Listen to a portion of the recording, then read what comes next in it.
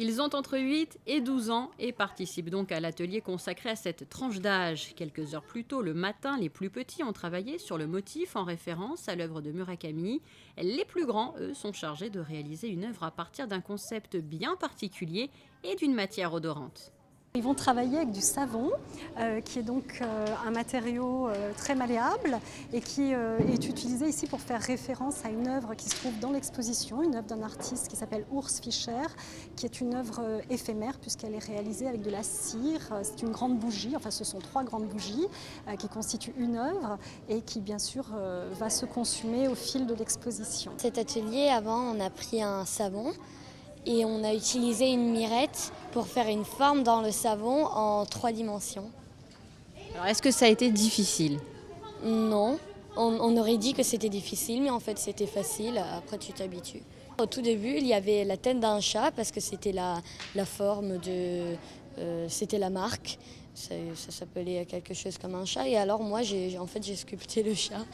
Et comme rien ne se perd et que tout se transforme, selon la célèbre phrase de Lavoisier, une deuxième phase de travail artistique a ensuite été proposée à ses enfants. En fait, il y avait 2 étapes. L'idée, c'est que, comme la pièce de Fischer, il y aura plein de particules de sa sculpture qui va se trouver au sol. L'idée, c'est de récupérer, on va dire, les déchets qui ne le sont pas pour faire une installation au sol de manière aussi à ce que les enfants fassent un travail collectif et que ce travail-là reste sur place et sera évidemment détruit dans quelques temps. Est-ce que ça t'a plu cet atelier ? Oui, ça m'a beaucoup plu.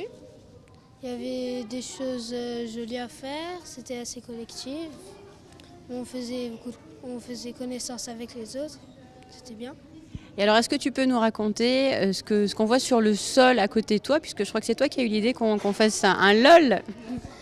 Oui, j'ai plutôt voulu faire cette œuvre, écrire LOL, parce que j'ai trouvé que c'était sympa, ça exprimait rire, quoi.